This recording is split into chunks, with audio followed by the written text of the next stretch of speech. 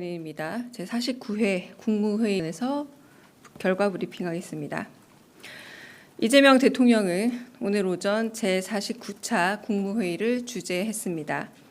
오늘 회의에서는 2026년 경제성장 전략 주요 골자에 대한 현안 토의와 함께 4건의 부처 보고가 진행됐고, 이어 대통령령안 7건, 일반안건 7건, 보고안건 1건이 심의 의결됐습니다. 특히 대통령령안 7건 중에는 이재명 정부의 국정과제와 관련된 법령 개정 3건이 포함됐습니다.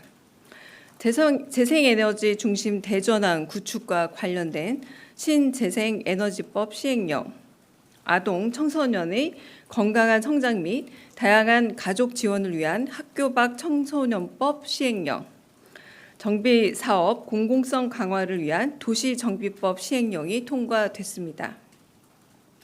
또한 기후에너지환경부가 보고한 2035 국가 온실가스 감축 목표안 NDC도 2018년 대비 최소 53%에서 최대 61%로 확정됐습니다.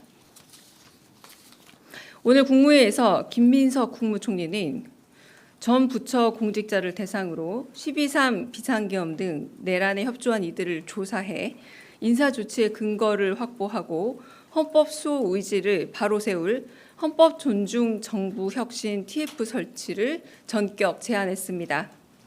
이에 이 대통령은 내란 책임은 관여 정도에 따라서 형사처벌과 행정책임 혹은 인사조치를 해야 할 사안이 있다면서 특검에 의존할 게 아니라 독자적으로 해야 할 일이라고 크게 공감했습니다.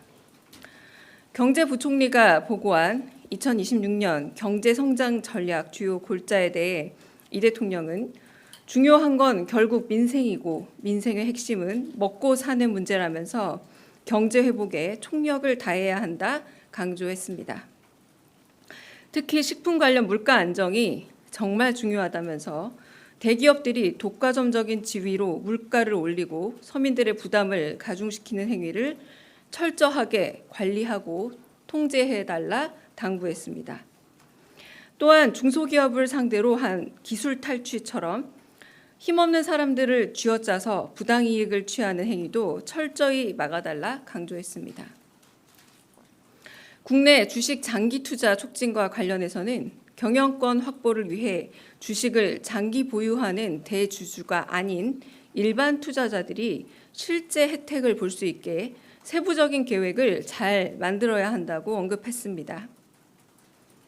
법무부가 마련한 혐오 발언에 대한 대응 방안과 관련해 이 대통령은 사실 적시 명예훼손의 폐지도 함께 검토해달라 지시했습니다.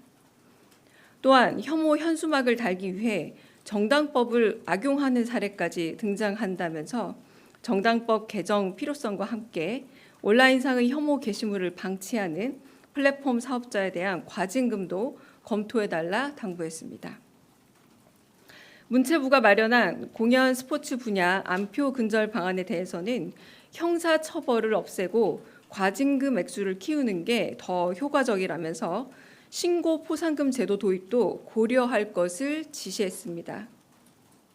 오늘은 특별히 대통령의 모두 발언과 현안 토의, 부처 보고 외에도 일반 안건과 보고 안건을 심의 의결하는 전 과정이 생중계됐습니다.